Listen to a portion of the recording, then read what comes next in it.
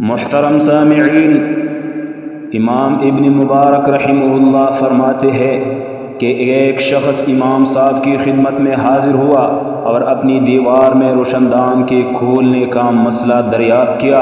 امام صاحب نے فرمایا، جب دیوار تمہاری ہے تو اس میں روشن دان کھول سکتے ہو، مگر اس کی غرض اذان سنے اور تازہ ہوا کے آنے جانے تک محدود رہے۔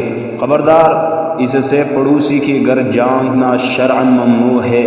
جب اس کی پڑوسی کو علم ہوا تو وہ قاضی ابن ابی لیلہ کے پاس حاضر ہوا اور صورت واقعہ بیان کر دی۔ قاضی صاحب نے اسے روشن دان کھولنے سے منع کر دیا۔ وہ دوسری مرتبہ امام صاحب کی خدمت میں حاضر ہوا اور قاضی صاحب کی امتناع حکم کی اطلاع عرض کر دی۔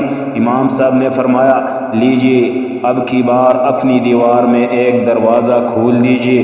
چنانچہ جب وہ دروازہ کھولنے کے لیے دیوار کے پاس آیا اور پڑوسی کو اس کے عزم کا علم ہوا تو وہ پھر سے قاضی ابن ابی لیلہ کے پاس شکایت لے کر آیا۔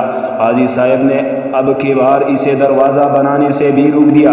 وہ صاحب امام ابو حنیفہ رحمہ اللہ کی خدمت میں حاضر ہوا اور بتایا کہ قاضی صاحب نے تو مجھے دروازہ کھولنے سے بھی روک دیا۔ تب امام صاحب نے اس سے کہا، بھائی تمہارے ساری دیوار کی کل قیمت کتنی ہے؟ عرض کیا، 3 دینار۔ امام صاحب نے فرمایا، تمہاری 3 دینار میرے ذمہ واجب ہوئے۔ جاؤ اور اپنی دیوار کو بیخ سے و بین سے گرا دو، بنیاد سے گرا دو۔ وہ حسب ہدایت دیوار گرانے آیا تو پڑوسی نے حسب سابق اسے منع کیا اور قاضی صاحب کے پاس پھر شکایت لایا۔ قاضی صاحب اس سے فرمانے لگی، بھائی تم بھی عجیب آدمی ہو کہ وہ اپنی دیوار گرا رہا ہے، اس کی اپنی چیز ہے، اس میں جیسا تصرف چاہے کر سکتا ہے، اور تم ہو کہ مجھے کہتے ہو کہ میں اسے اپنے دیوار گرانے سے روک دوں۔ قاضی صاحب نے دیوار کے مالک سے بھی کہا، چلے جاؤ اور اپنے دیوار گرا دو اور جو جی چاہے اپنی دیوار سے وہی معاملہ کرو۔